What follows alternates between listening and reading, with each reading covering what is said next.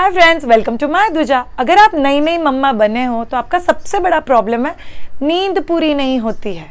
सो sleeplessness जो नई मम्मा को फील होता है उसके लिए हम लोग क्या क्या सोल्यूशंस कर सकते हैं, ये वीडियो एंड तक ज़रूर देखना, बिकॉज आपको बहुत सारे फैक्ट्स, बहुत सारे ट्रिक्स और बहुत सारे ऐसे वंडरफुल टेक्निक्स बताएंगे जिससे बच्चा भी पीसफुल रहेगा और मम्मा भी पीसफुल रहेगी। चलिए जानते हैं रियलिटी क्या है। साइंस कहता है 76% ऑफ नई मम्मा का कंफर्टेबल स्लीप रूटीन सेट नहीं है। क्या बार बार उठना ये प्रॉब्लम है? हाँ जी, यही प्रॉब्लम है। हर एक इंसान के लिए पहले एक नॉर्मल रेगुलर स्लीप, मतलब हम लोग थोड़े से ड्राउजी होते हैं, आलसी होते हैं, फिर आँख थोड़ी भारी होती है, फिर हम लोग आँख बंद करते हैं, थोड़ा सा लाइटर स्लीप से लेके डीप स्लीप तक चले जाते हैं। ये पूरे साइकिल को यूजुअली 90 मिनट्स लगता है। यूजुअली अगर ये साइकिल बीच में से ब्रेक हो जाता है तो वापस पूरे 90 मिनट का साइकिल बॉडी करती है ताकि उसको वापस डीप स्लीप में लेके जाए। बट बहुत बार नई मम्मा के केस में ऐसा होता है कि आप पूरी रात में 3 बार 4 बार, किन लोगों के केस में पूरी रात जगे हुए हो, बिकॉज आप बच्चे को मैनेज करने की कोशिश कर रहे हो। एंड आफ्टर ऑल समटाइम्स ये थोड़ा सा इरिटेटिंग हो जाता है कि मैं उठी, मैंने डायपर चेंज किया, मैंने फीड किया, काम तो 15 मिनट का था, आगे मुझे 1 घंटा नींद ही नहीं आई। सो मिनिमम गैप हम लोग बोलते हैं डायपर चेंज करना या फीड करना या बच्चा रो रहा है तो मिनिमम 20 मिनट के लिए तो नई माँ उठती है, और बहुत सारे केस में वो एक बार उठा हुआ और थोड़ी देर के लिए चलता है। तो अभी जानते हैं कि इसकी एग्जैक्टली नई माँ की बॉडी पे क्या असर होता है।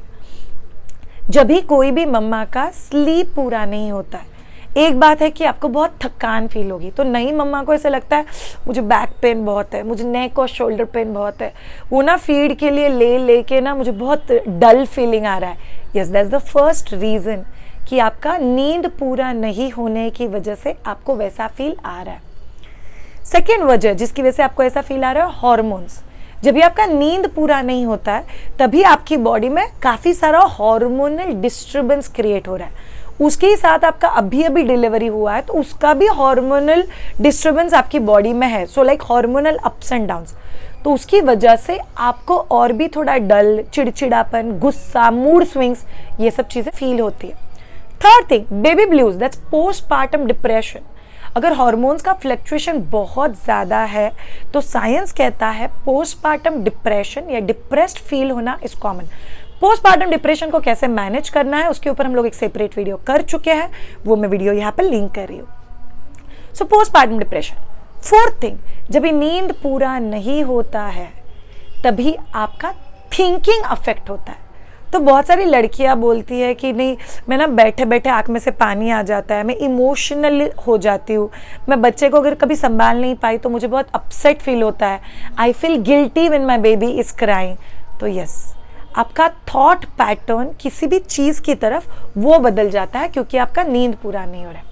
Last but not the least, जिसका नींद पूरा नहीं होता है वो थोड़ा इरिटेटेड होता है, काम डाउन, हैप्पी स्टेज में नहीं रहता है। और यूजुअली ऐसा इंसान को आप बोलोगे नहीं आपको खुश रहना चाहिए, आपको पॉजिटिव रहना चाहिए, वो नई मम्मा बोलेगी मुझे कोई 1 घंटे का नींद दे दो। खुश, पॉजिटिव, सब बात की बात है कि नहीं? आप में से बहुत सारे लोग अग्री करते हो कि नहीं मेरे साथ? ये तो मेरे साथ भी हो चुका है। जब भी मैं नई मम्मा बनी थी तभी मैं आपके साथ वो टिप्स शेयर करूंगी जिसके साथ आप लोग आपका ये जो नॉन स्लीपीनेस है या स्लीप डिप्राइवेशन है या नींद नहीं मिल रहा है उसको आप लोग कैसे कोप अप कर सकते हो। First and foremost which is a very important thing, catch up on your sleep. Catch up on your sleep मतलब क्या? आपको पता है आपका जो 90 मिनट का डीप स्लीप का साइकिल है, मतलब light sleep to deep sleep का साइकिल, वो आपके बच्चे का सिर्फ 50 मिनट्स का है। इसीलिए बच्चा ऑलमोस्ट आपको रियलाइज होगा, श्रेया मेरा बच्चा तो 1 घंटा सोया और एकदम फ्रेश उठ गया और अभी मेरा बच्चा सो ही नहीं रहा। ये बहुत सारे लोगों का कंप्लेन है कि रात को 1 से 3 बच्चा बहुत फ्रेश होता है, खेलता है, बहुत अच्छे मूड में होता है। इट्स बिकॉज उनका साइकिल का लेंथ बहुत कम है। तो आप लोगों को याद रखना है आपका जो साइकिल का लेंथ है वो यूजुअली 90 मिनट्स का है, इससे एटलीस्ट 1 या 2, और rather to be broader side आपका जो स्लीप साइकिल का रूटीन है एटलीस्ट आपको एक बार 2 से 3 घंटे का इलोंगेटेड स्लीप मिलना चाहिए। अगर मैं एक्सट्रीम पे जाऊँ तो आइडियली 4 घंटे का इलोंगेटेड स्लीप मिलना चाहिए। अगर आपका बच्चा 6 महीने के अंदर है, उनका स्लीप रूटीन कैसे शेड्यूल करना है उसका वीडियो मैं यहाँ पे लिंक कर रही हूँ। तो आप लोग एक चीज समझ लो, आप लोगों को एक नींद एटलीस्ट 3 से 4 घंटे का मिलना चाहिए। दिन में भी चलेगा, रात में भी चलेगा, बट याद रखो ऑल ऑफ यू, बच्चे को नाइट स्लीप के लिए ट्रेन करना इज इजीएस्ट। नहीं श्रेया, बहुत डिफिकल्ट है। यस, फर्स्ट 40 डेज बच्चे का डे नाइट साइकिल सेट होने में लग जाता है। उसके बाद अगर आप बच्चे के स्लीप रूटीन के टिप्स फॉलो करोगे तो आप बच्चे का स्लीप रूटीन बहुत वंडरफुली सेट कर पाओगे, स्पेशली नाइट टाइम। और आपको पता है सीक्रेट, 6 महीने के ऊपर का बच्चा 6 से 7 घंटे एट स्ट्रेच विदाउट फीड सो सकता है। 6 महीने के अंदर का बच्चा 3 से 4 घंटे तक विदाउट फीड सो सकता है, और यूजुअली 3 महीने के अंदर का बच्चा 2 से 3 घंटा एक बार तो भी विदाउट फीड सो सकता है, रात में स्पेशली। तो आपको वो साइकिल कहीं ना कहीं सेट करना है। दूसरा चीज, जब भी बच्चा सोता है तभी चलो बच्चा सो गया ना, फटाफट मैं 2-4 काम करके लेती हूँ, ऐसे शेड्यूल मत रखो। बच्चा अगर सोया हुआ है, अगर आपका रात में नींद हो चुका है तो कोई जरूरत नहीं, बट अगर आपका रात में नींद नहीं हुआ है तो जब भी बच्चा सोता है, दिन हो चाहे रात हो, बच्चे के साथ एटलीस्ट 20 to 30 मिनट का आपका नैप हो जाना चाहिए। बहुत सारी लड़कियां बोलते कि 20 to 30 मिनट तो मुझे नींद आने में लग जाता है। That's okay. आंख बंद करके हॉरिजॉन्टल बच्चे के पास सोना। बहुत बार अगर आपके बॉडी का नींद पूरा नहीं हुआ है तो बॉडी उस 20-30 मिनट में भी बहुत ज्यादा स्लीप कवर अप कर लेता है, जो आपके लिए बहुत ज्यादा अच्छा, और नींद कवर हो जाती है तो आपको काफी पीसफुल और फ्रेश फील होगा। तो जब भी बच्चा सोता है, बच्चे के साथ आप एटलीस्ट एक नैप पक्का लेना। सेकेंड थिंग, प्लीज याद रखो, अगर आपका बच्चा रात में नहीं सो रहा है तो आपका बच्चा दिन में ज्यादा सो रहा है, तो आपको दोपहर में 3 बजे के पहले बच्चे के साथ ज्यादा नींद कवर अप करने की कोशिश करनी है। अगर आप 3 बजे के बाद ज्यादा नींद कवर करोगे तो आपका रात का नींद अफेक्ट हो जाएगा। रात में भी तो हम लोग को थोड़ा सा इलोंगेटेड नींद चाहिए, तो आप लोग को ये चीज ध्यान में रखनी। थर्ड चीज, setup a bed time environment. Bed time environment का मतलब क्या है? कमरे को डार्क करो, अच्छे से सूदिंग, अगर आपको लगता है बच्चे के पास कोई म्यूजिक लगाना है, कोई मंत्र लगाना है तो वो लगाओ। बच्चे के लिए कोई स्टोरी बुक पढ़ो, मेडिटेशन करो। आप बच्चे के लिए बेड टाइम मसाज दे सकते हो। बेड टाइम मसाज का वीडियो मैं यहाँ पे लिंक कर रही हूँ। Bed time massage, spongin, night dress में चेंजिंग, किताब पढ़ो, प्रेयर करो और फिर बच्चे को सुलाओ। याद रखो ऑल ऑफ यू, बच्चों को स्पेसिफिक टाइम पे स्पेसिफिक शेड्यूल अगर आप लोग लगाते हो तो आइडियली 15 से 20 दिन के अंदर बच्चे को आदत लग जाता है। तो आप जब भी वो रूटीन फॉलो करोगे to बच्चा ऑटोमेटिकली सोने लग जाएगा। बच्चा सोएगा तो आपका भी नींद हो जाएगा। Next thing, take help and ask for help. मतलब मैं बहुत सारे कपल्स को डांटती हूँ, क्या किया आपने? नहीं, कल रात को बच्चा 3 घंटे जगा तो आपने क्या किया? मैं और मेरा पति दोनों मिलके जग रहे थे। अरे दोनों मिलके क्यों जग रहे थे? अगर आप जग रहे हो 1-1.5 घंटा तो आप बच्चे को लेके बैठो, पति को बोलो आप नींद कवर अप कर लो।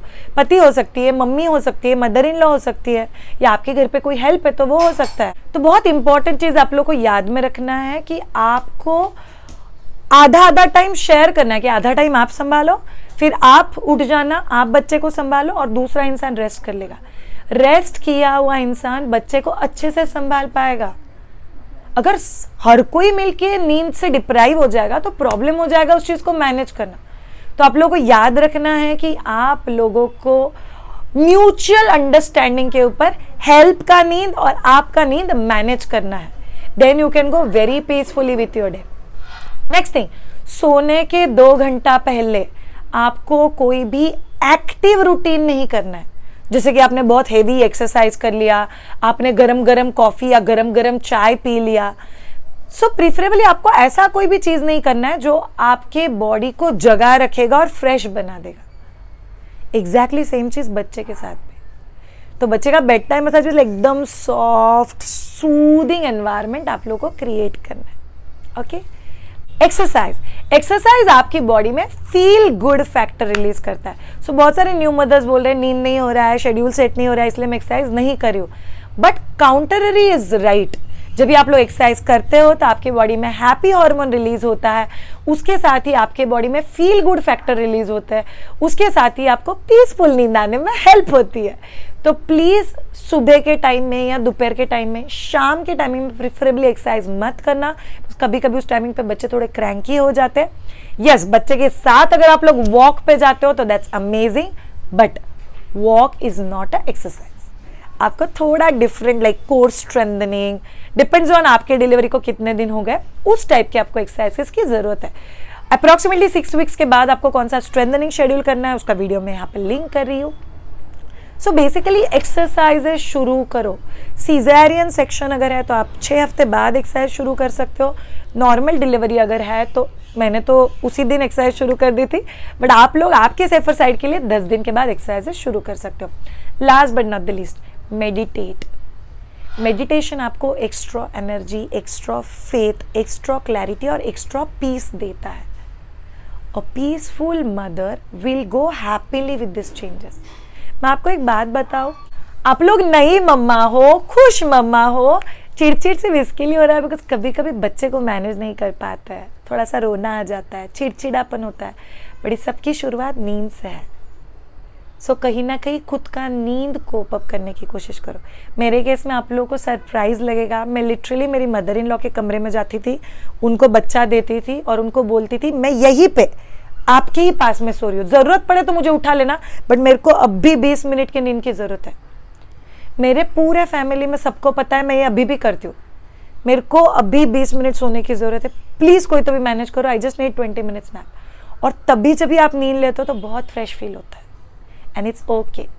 किसी ने नहीं बोला है कि हर बार बच्चा जगाए तभी मम्मा साथ में जगी होनी चाहिए। ये हो गई कुछ बहुत सिंपल चीजें जो आप लोगों के, जो नींद से आप डिप्राइव हो, आपका स्लीप डिप्राइवेशन है, वो मैनेज हो जाएगा। ये सारे ट्रिक्स ट्राई करो और मुझे कमेंट बॉक्स में लिख के बताना आपको ये पर्टिकुलर वीडियो कैसा लगा। अभी मैं आपको लास्ट 2 मिनट्स में मेरा रूटीन बताती हूँ जो मैं मेरे बच्चों के साथ करती थी।